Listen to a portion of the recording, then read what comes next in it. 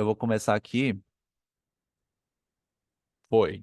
Então, para a gente começar, a gente pode ir falando da Champions feminina e do Brasileirão, que eram competições que você via muito pouco assim na TV, né? Então, como a forma de consumir esportes mudou e basicamente o público quer ter a possibilidade de ter todo o conteúdo em si, antes não se tinha possibilidade disso e o streaming começou a trazer mais essa questão junto também com a a parceria com a DAZN, né, na Champions Feminina que veio há pouco tempo, aí no Brasileirão Feminino vem agora em 2024 veio agora a garantia de mais transmissões por conta do acordo do Canal Gold. Então eu acho que para a gente começar, você podia falar um pouco dessa, claro, da sua experiência, né, nessa questão de acompanhar os campeonatos ou a tentativa de conseguir acompanhar, né, porque antes também não era muito fácil e falando da audiência que vem aumentando assim repetidamente todos os anos. Então, é uma coisa leva a outra, né? Como é que é essa questão da audiência e também da facilidade, né, de trazer o público e o conteúdo para as pessoas? Olha, acompanhar o futebol feminino muitas vezes é um desafio por essa questão das transmissões, porque é uma modalidade que, pelo menos nos últimos anos, estava difícil garantir uma segurança de que todos os torneios iam ter transmissão, de que seria uma transmissão acessível, né? Nem sempre as ligas do mundo tinham transmissão disponível, seja aqui para o Brasil ou até mesmo para os próprios países dessas ligas. Então, para a gente falar primeiro sobre a Champions, né? Nos últimos anos a gente viu esse acordo da UEFA com o DAZN Mundo, e nesse acordo com o DAZN Mundo ele vale para diversos países e o Brasil entrou nesse acordo. Então, a gente teve nessas últimas temporadas uma transmissão garantida da competição inteira a partir da fase de grupos no DAZN, no YouTube do DAZN. Até a temporada passada eram todos os jogos no YouTube do DAZN. A partir dessa temporada atual, alguns jogos no YouTube do DAZN, outros jogos apenas no aplicativo, mas aí teria uma questão de que as pessoas, a partir dessa temporada, 23, 24 precisariam assinar o aplicativo, né, comprar o serviço, então parte dos jogos estariam disponíveis apenas mediante de pagamento, só que aí eles resolveram mudar a estratégia, permaneceram com a competição toda gratuita, então hoje todo mundo, pelo menos do Brasil, consegue ver os jogos da Champions inteiros gratuitos no DAZN. E aí, agora, nessa fase de mata-mata da Champions, a TNT entrou também nessa parada aqui no Brasil. Então, além do DAZN disponível no streaming e também no YouTube, os brasileiros estão podendo acompanhar jogos do mata-mata da Champions pela TV no canal da TNT. Então é uma alternativa, é um canal fechado, né? Então quem tem esse canal no seu pacote de TV a cabo pode acompanhar lá.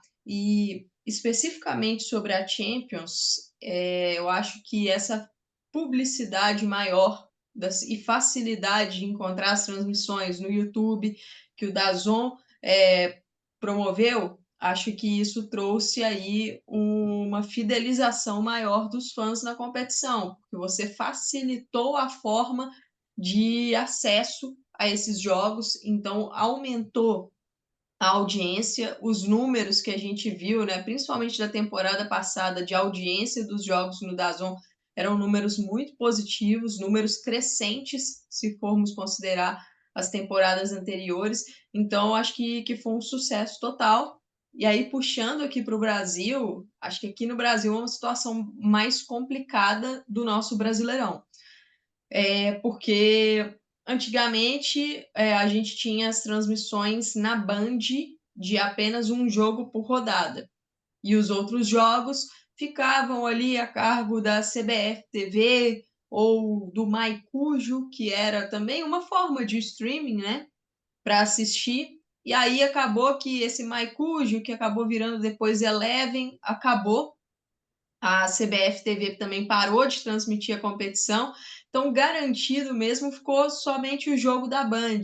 E aí as outras partidas ficou aquela insegurança. E aí, se os clubes não transmitirem, a gente vai ter jogos no escuro. Depois, o Grupo Globo entrou nesse pacote e passou a ter 2 jogos no seu canal fechado, no Sport TV, mas ainda assim a gente ficou com a insegurança das outras partidas. Teve um ano que o Grupo Globo e Band coexistiram nas transmissões, né? Então a gente tinha um jogo na Band, a gente tinha 2 jogos no Grupo Globo, mas o restante das partidas ficavam aí na dependência dos clubes fazerem as transmissões nos seus canais de rede social, de YouTube. E aí, na atual temporada, a gente começou a temporada 2024 com as transmissões no Grupo Globo, com 2 jogos por rodada. Como são 8 partidas, 6 delas ficariam a cargo dos clubes, e a gente ficou nessa incerteza por algumas rodadas. A TV Brasil também ia entrar na jogada, mas com alguns jogos específicos e sem muitas informações concretas, né? Para o público acompanhar quais jogos teriam transmissão, para a imprensa também acompanhar, para facilitar o trabalho. E aí veio a informação que o canal Gold entraria no seu YouTube com 6 jogos que não estariam nos canais do Grupo Globo, no Sport TV, mas isso aí já foi com a competição em andamento, né? Então a gente correu o risco aí de ter um jogo sem transmissão, de ter um jogo com uma transmissão ruim, porque quando você deixa a serviço dos clubes, você não consegue controlar a qualidade, você não sabe qual é a qualidade da câmera, se o clube vai garantir a transmissão ou não. Então, acho que esse contexto todo é para mostrar que aqui no Brasil a gente ainda não consegue valorizar a nossa competição da forma como ela deve ser valorizada, valorizar o nosso produto. Porque a transmissão é a forma de você fidelizar torcedores, fidelizar um novo público para acompanhar a sua modalidade, de você levar a sua competição, o seu torneio para o resto do mundo, para que possa atrair também o resto do mundo. As transmissões são uma forma de atrair patrocinadores, são uma forma de você atrair, por exemplo, grandes jogadoras que atuam lá fora, mas olha como é que está a nossa liga, vem jogar aqui. Então, se a gente não consegue garantir esse controle de qualidade na transmissão, se a gente não consegue garantir que toda temporada os jogos estarão disponíveis, aí eu acho que ainda falta aqui para o Brasileirão entender melhor o produto e a forma de mostrar esse produto, de valorizar esse produto. Vejo, por exemplo, a Champions, como você trouxe, né? Esse exemplo, acho que já é uma competição que está conseguindo fazer isso melhor e está tendo mais resultados em termos de audiência e de divulgação. É até importante nesse caso, porque, como você falou, em 2023 teve essa questão de incerteza, né? De porque com a compra da DAZN, quer dizer, da Eleven, né, pela DAZN lá fora, acabou que vários campeonatos que transmitiam na Eleven Sports acabou sendo retirados por, por N questões, né, da fusão e acabou sobrando, claro, além de outros campeonatos que também tem, alguns outros campeonatos, também foi o futebol feminino, né, que no caso o Brasileirão, e demorou muito esse ano. Eu tava tentando procurar aqui, porque eu tinha pegado faz tempo aqui, achei. A relação foi do Twitter do Onde Passa Futebol Feminino, que fez uma relação, né, das transmissões na primeira fase de 21 e 22, né, que em 2022 foi apenas um jogo sem transmissão, e já em 2023, por conta de todo esse problema e que acabou as transmissões ficando muito a cargo dos clubes, foram 12 partidas sem transmissão e de responsabilidade dos clubes foi mais ou menos 78. Então, basicamente mudou totalmente a regra que tinha em 21, 22, que era de todos os jogos terem transmissão de alguma forma, pelo menos de uma câmera, seja na Eleven Sports ou MyCujo, né? E seja que agora veio essa renovação, né? Porque foi um resgate, assim, de você novamente ter todos os jogos à disposição do telespectador, sendo que é só na Série A1, porque antes era garantido as três divisões do Campeonato Brasileiro e que agora, basicamente, a Série A2 e a Série A3, você tem que depender do clube transmitir, né? Exatamente, e assim, isso eu vejo de uma forma que é ruim para a modalidade, porque você não dá certeza de que essa transmissão vai acontecer. Então você acaba interferindo no acesso do torcedor àquele jogo ou de uma pessoa que não é torcedor, mas quer assistir o jogo, da imprensa para fazer ali o seu trabalho. Você não consegue controlar a qualidade da transmissão. Então, quando você deixa a cargo do clube, pode ter um clube que tem ali os aparatos, né, os equipamentos para realizar a transmissão excelentes. Mas pode ter um clube que não vai ter essa qualidade também, porque a gente sabe que há uma discrepância de realidade entre as equipes aqui no Brasil. Então não tem como você garantir isso. E aí, isso é tudo uma questão de qualidade de imagem, de levar o jogo para o torcedor. Mas quando a gente pensa em valorização da transmissão, para você conseguir, por exemplo, fechar um patrocínio para nome do campeonato, para ser o Campeonato Brasileiro X, a marca X, ou para você fechar aquelas placas de publicidade que ficam na parte lateral do campo, como é que você vai conseguir fechar esses contratos se você não garante a transmissão de todos os jogos, se você não garante que a transmissão vai ser numa plataforma X ou Y, porque nem todo mundo vai ter um acesso, vamos dizer assim, fácil ao YouTube de um time, porque nem sempre esse YouTube de um time vai ser tão divulgado assim. Então, quando os jogos eram concentrados em Eleven, em Maicujo ou em algum canal de TV, eu acho que é mais fácil para você conseguir levar essa competição para os patrocinadores, vender essa competição, vender o seu produto, do que quando você acaba nessa incerteza de se vai ter transmissão ou não. E aí você lembrou bem das divisões anteriores, a 2 e a 3, que não tem a transmissão em canais de TV ou em plataformas grandes de streaming e fica toda a competição a cargo dos clubes. E aí aumenta ainda mais essa insegurança de se vai ter transmissão ou não.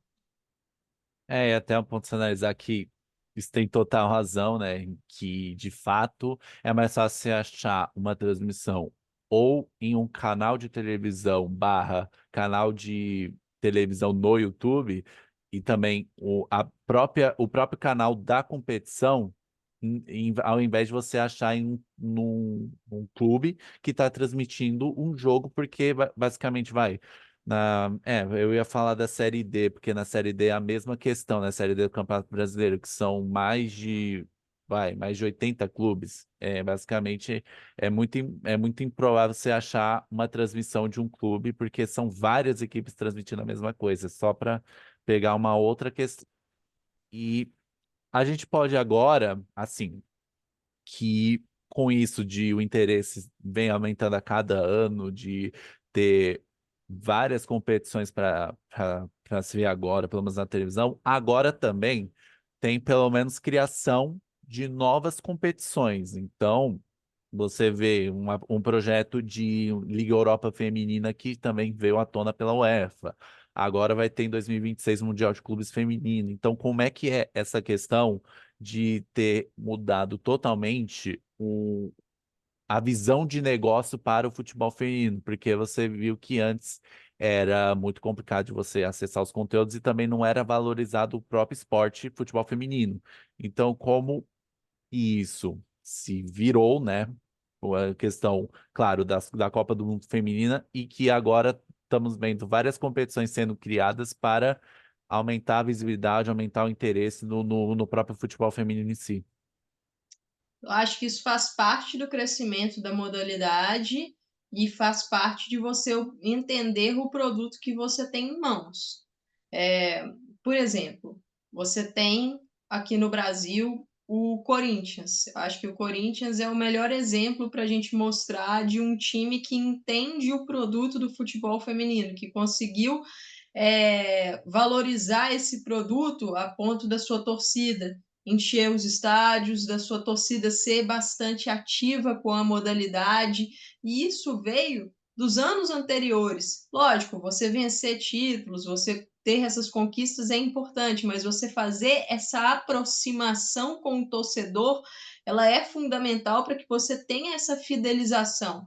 E aí, quando você olha em outros lugares do mundo, por exemplo, a Euro de 2022 na Inglaterra, eu acho que ela é um bom exemplo disso, porque o trabalho feito pela Federação Inglesa nos anos anteriores já vinha sendo um trabalho para pensar na Euro como o ponto para você expandir esse futebol feminino no país, mas já tinha uma base, que eles estavam fazendo essa base, valorizando a liga, a liga inglesa até então era transmitida inteiramente por uma plataforma que chama FA Player, uma plataforma gratuita, que você tinha que fazer um cadastro rápido e todos os jogos estavam lá disponíveis, ficavam até salvos, então você podia ver depois. E aí, depois que os jogos foram tendo muito sucesso lá, que a audiência aumentou, eles conseguiram vender uma parte desse pacote de jogos para as grandes televisões do Reino Unido.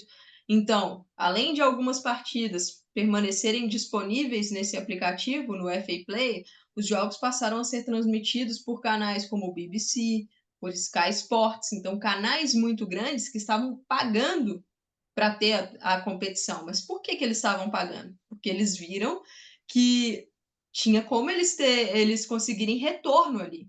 Por quê?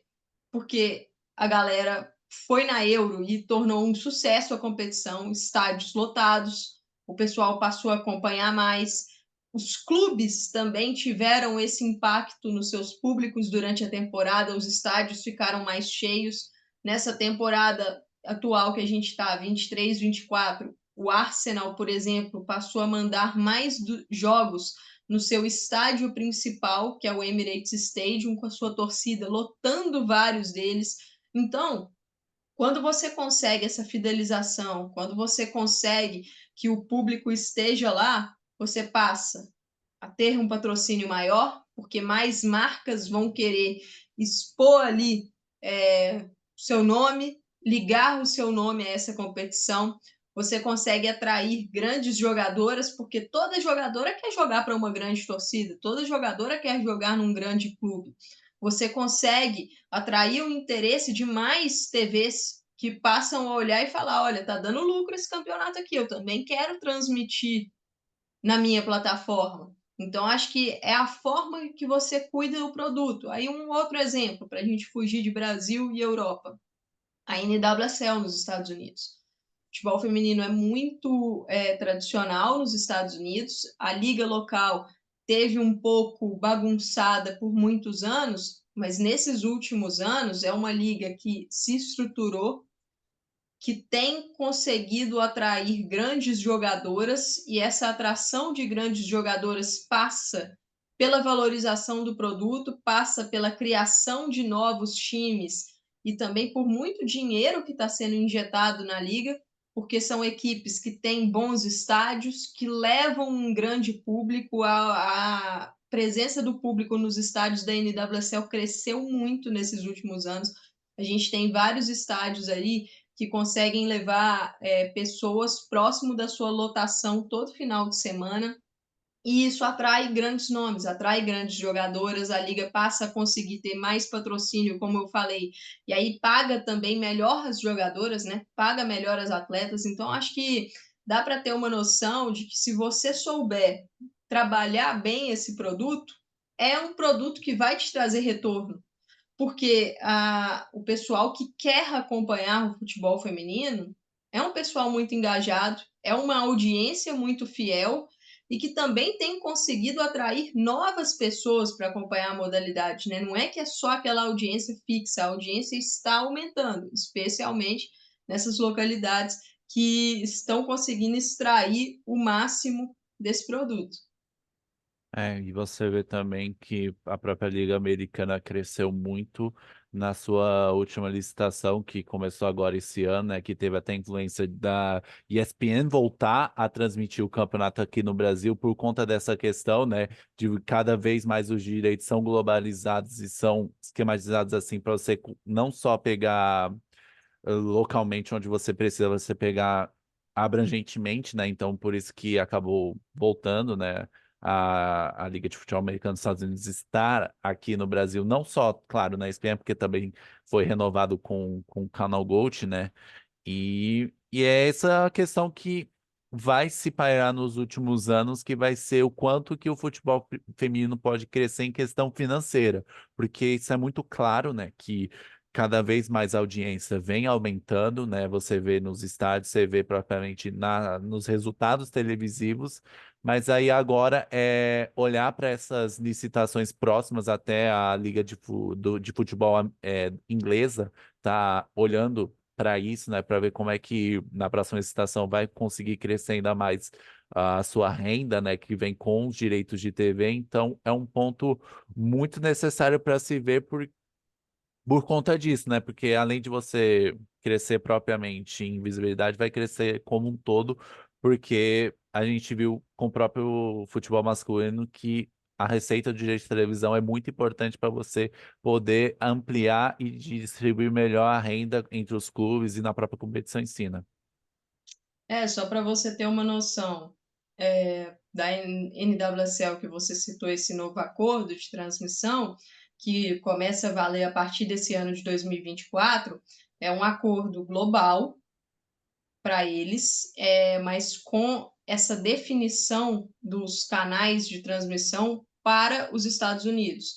Então, esse acordo ele vale em torno de 240 milhões de dólares por 4 anos. É o maior acordo do mundo, um aumento gigantesco do contrato anterior deles para esse contrato atual. E aí isso acabou respingando no Brasil, porque uma das empresas que transmite lá nos Estados Unidos é a ESPN, né? Passa a ser transmitido por Paramount, por Ion, por Amazon Prime Video, por ESPN, tem várias lá distribuídas. E os direitos da ESPN de lá vieram também para a ESPN Latina. Então, os jogos que a ESPN lá tem disponível vêm também para o Brasil. Não são todos os jogos da competição, são uma parte ali, mas já é alguma coisa e é um acordo muito valioso para a NWSL. E acho que isso só mostra, né, a qualidade que eles conseguiram de trazer para o campeonato, valorizar aí as transmissões para conquistar esse acordo tão vantajoso. E essa questão é muito o que a gente vem falando aqui nesses últimos minutos. É você saber valorizar o seu produto. Por exemplo, para a gente citar uma outra liga, talvez de um país que muitas pessoas ainda não acompanham, mas hoje, em termos de valorização do produto, ele está à frente do Brasil, na minha visão, que é o México. O México valoriza muito mais a sua competição do que aqui no Brasil. É uma competição mais organizada, é uma competição que consegue atrair mais fãs, atrair uma torcida maior para os estádios. Os jogos, muitos deles são jogados nos estádios principais, e aí você tem uma qualidade maior. Não estou querendo dizer que aqui no Brasil a gente precisa que todas as partidas sejam jogadas nos estádios principais dos clubes, porque a gente sabe que isso financeiramente é complicado, porque são estádios que acabam tendo um custo alto para poder abrir, para poder fazer um jogo lá. Só que quando você joga no grande estádio do seu clube, você tem uma estrutura melhor, você tem um gramado normalmente, né, melhor. Então, você impacta diretamente na qualidade do jogo, porque muitas vezes aqui no Brasil a gente tem jogos em gramados muito ruins, em estádios muito ruins, e isso aí prejudica muito a parte técnica, a própria parte tática das equipes. Então, acho que o México tem conseguido valorizar isso.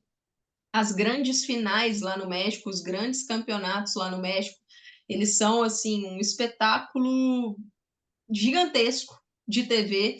Então, eu acho que a gente tem vários exemplos no mundo que mostram que você vai valorizando a sua modalidade em diversos sentidos, seja a estrutura, seja colocando ali dinheiro, atraindo patrocinadores, atraindo grandes jogadoras, melhorando as condições para as jogadoras. E eu acho que isso não passa só pela TV, né? Acho que isso passa também por quem organiza o seu campeonato, por quem está conseguindo fazer uma regulamentação, para quem está conseguindo cobrar das equipes para ter uma estrutura melhor ou dar melhores condições também para essas equipes. Então, acho que aqui no Brasil a gente tem um bom produto, só que é um produto subaproveitado, na minha visão. É um produto que poderia estar muito melhor hoje já, se ele estivesse sendo melhor entendido.